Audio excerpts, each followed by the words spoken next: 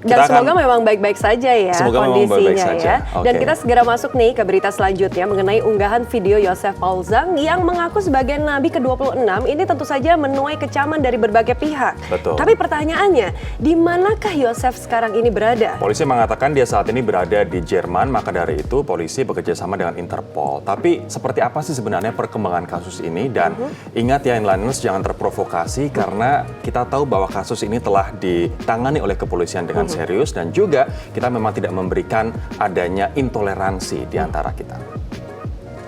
Ini gua nih nabi ke-26, Joseph Paul Zhang. Inliners, ujaran kebencian yang dilontarkan oleh Joseph Paul Zhang dalam videonya yang kontroversial membuat sejumlah kalangan gusar. Bahkan Joseph Paul Zhang juga membuat sayembara yang menantang warga untuk melaporkannya ke polisi karena mengaku dirinya sebagai nabi ke-26. Joseph menantang jika minimal ada 5 laporan di Polres yang berbeda, ia akan memberi hadiah uang 1 juta rupiah kepada masing-masing pelapor.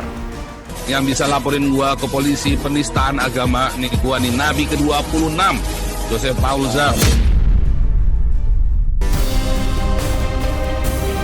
Bukannya menuai simpati, warganet pun justru beramai-ramai menghujat unggahan Joseph Paul Zhang yang dianggap memprovokasi dan memecah belah masyarakat Indonesia. Kok bisa berani benar ya?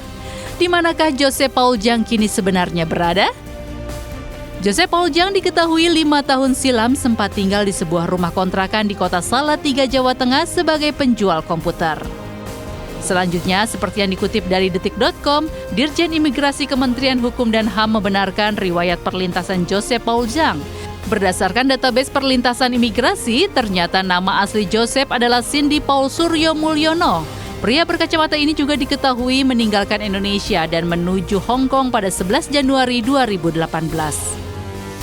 Ada satu keluarga ajak kita untuk camping di luar. Hal ini juga dikuatkan dengan unggahan video yang memperlihatkan keberadaan Joseph Paul Zhang di Belanda bersama beberapa orang. Polisi menyatakan jika keberadaan Joseph Paul Zhang di luar negeri tidak menghalangi mereka untuk mendalami perkara. Dan kini polisi juga sedang menyiapkan dokumen penyelidikan, bahkan penyidik Polri juga telah menggandeng Interpol untuk memburu keberadaan Joseph. Nah, jika tidak ada di Indonesia, bagaimana dengan nasib penyidikan kasus ini? Kabar Reskrim Polri Komjen Pol Agus Andrianto menyatakan keberadaan Joseph Paul Zhang di luar negeri tidak menghalangi polisi untuk mendalami perkara dan sedang menyiapkan dokumen penyidikan. Bahkan penyidik Polri juga telah menggandeng Interpol untuk memburu keberadaan Joseph. Barreskrim Polri segera akan mengeluarkan daftar pencarian orang. Yang tentunya daftar pencarian orang ini akan diserahkan ke Interpol. Dan daftar pencarian orang ini tentunya menjadi dasar dari Interpol untuk menerbitkan red notice. Barreskrim bekerja sama dengan kepolisian luar negeri dan membuat daftar pencarian orang agar Joseph bisa dideportasi dari negara tempat ia berada.